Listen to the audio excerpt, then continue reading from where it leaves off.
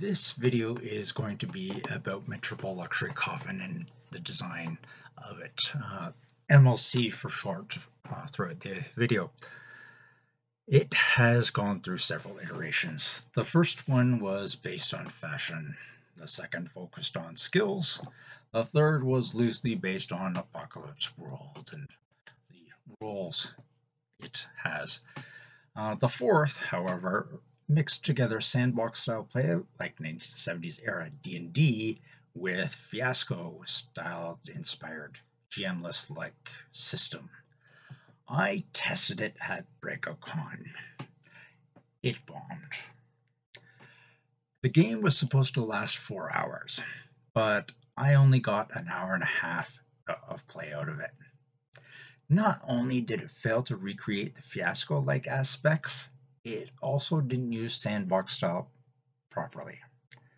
I don't regret running the game because analyzing the problems both made me a better GM and a better game designer.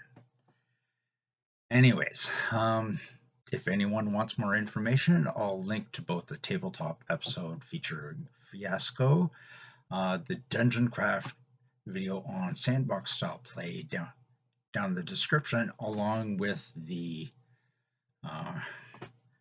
my recent video on Gamism. But if you don't want to spend the hour and something going through that, Sandbox basically is a big map filled with varied encounters. The MLC map was 6 sheets of color paper, legal sized, taped together, made for a way big map showing 2 floors of 1 block of businesses. D&D tends to have more top-down maps. It also has an entire book of varied encounters. MLC did not.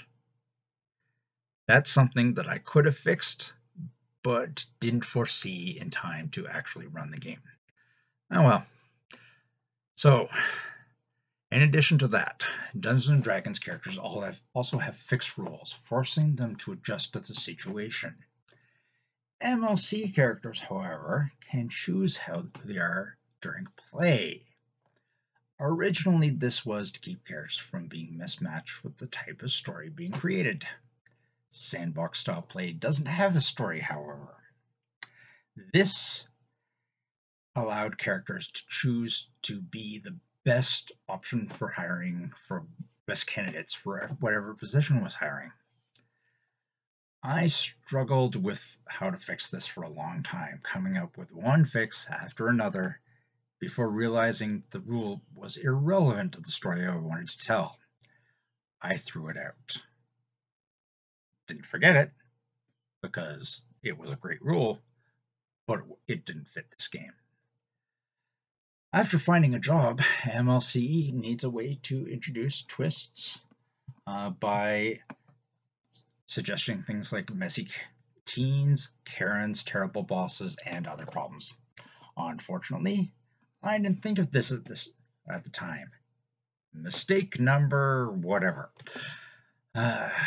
Sandbox style play also needs to be introduced differently from story-based play. Instead of the problem being created for each party as part of the story, the reason for playing is pre-baked into the setting. MLC, like first edition Dungeons & Dragons, is all about making money. Money being the equivalent of experience points. That part worked. I messed up the introduction, however. It should have been mentioned at the start. It was not. And so when I did mention it, it was a little later on during the playtest. Like Fiasco, MLC pretends to be a game-less role-playing game, pitting the characters against one another. This is a little different from old-style Dungeons & Dragons, which had competing groups playing on different nights. Yes, they competed with one another, but they didn't have to look at each other while doing it. This is one of the differences between role players and board gamers. Board gamers can play as opponents while staying friends. Role players, not so much. Role-playing games are more social, run over several sessions, and players tend to identify with their characters. Another thing I was stymied by was the overall lack of business sense possessed by the characters and players. MLC was partially based on Fiasco, and Fiasco is about characters failing dramatically. The choice to fail, whether it be a character's choice or a player's choice, or players' lack of ability, should have made the game better and funnier. Nope, it made it worse. I'd assumed that everyone would try their hardest to make money. This was a problem with my skills as a GM. So, while there are many ways to combine sandbox style play with Fiasco, MLC wasn't one of them. There were some other problems with MLC too. I had too many races. This was accompanied by the police ignoring crimes committed by some races while targeting others. And by race, I mean hybrid humans and other creatures. I could have accomplished the same thing with only 4 choices. One represented the rich, another the middle class, a third the lower class, and the fourth would be the race which is rare enough to be ignored but still exists. To do this, I reduced the number of races for MLC 4.1, but it felt a little lame because they weren't meshed to the setting all that well. I also tried to establish rivalry between the characters in 4.0. Each wrote down something that they didn't like about the other player characters. This worked a bit too well.